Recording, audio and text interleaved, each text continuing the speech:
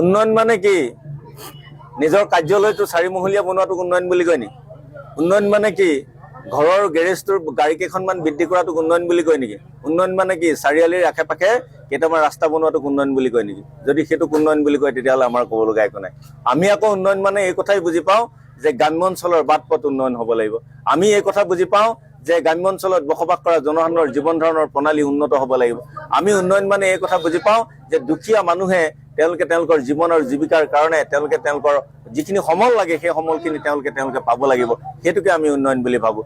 আজি যদি আপুনি চায় যে আমাৰ ডিমৌ সমষ্টিৰ বিভিন্ন প্ৰান্তৰলৈ আপুনি লক্ষ্য কৰিলে আপুনি দেখিব এতিয়াও এনেধৰণৰ বাট পথ আছে যিবিলাক বাট পথত গাড়ী চলিব নোৱাৰে, মটৰচাইকেল চলাব নোৱাৰে, চাইকেল চলাব নোৱাৰে, আনকি খোজকাঢ়ি যাবৰ কাৰণেই সেই বাট পথবিলাকৰ অতি দুৰৱস্থা।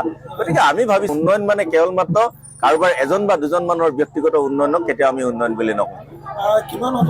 চাওক 100% কনফিডেন্টটো হয়ে, কিন্তু সেই কনফিডেন্টটোত ৰাইজৰ যিটো স্বতঃস্ফূৰ্ত সঁহাৰি, সেই সঁহাৰিয়ে এটা কথা ইতিমধ্যে প্ৰমাণ কৰিছে, কনফিডেন্টৰ কথাটো বাদ দিয়ক, এটা কথা প্ৰমাণ কৰিছে যে এইবাৰ ৰাইজে বিচৰাৰ দৰে ডিমৌ সমষ্টিয়ে কথা ক'ব।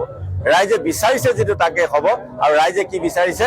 যে ৰাইজে বিচাৰিছে এই সমষ্টিটোত যাতে কংগ্ৰেছৰ যি ঐতিহ্য, যি দুৰ্গ, সেই দুৰ্গ পুনৰ উদ্ধাৰ হ'ব লাগে। নিৰ্বাচনৰ সময়ত সকলোৱে প্ৰতিশ্ৰুতি দিয়ে, আমি প্ৰতিশ্ৰুতি একো দিব বিচৰা নাই। এটা কথাই ক'ব বিচাৰিছোঁ, নিজৰ ভতিজাটোক বিশ্বাস কৰক, অনাগত দিনত নিজৰ ভাইটোক বিশ্বাস কৰক, অনাগত দিনত আপোনালোকৰ মই থাকিম। এটা কথা মই আপোনালোকক ক'ব বিচাৰিছোঁ, এইবাৰ ৰাইজে ভোট দিয়ক যে তেওঁলোকৰ সন্তানৰ সুৰক্ষিত ভৱিষ্যতৰ কাৰণে। ৰাইজে ভোট দিয়ক তেওঁলোকৰ নাতিনী বা নাতিনীজনীৰ অনাগত দিনত ধাৰমুক্ত হৈ যাতে জীয়াই থাকিব পাৰে।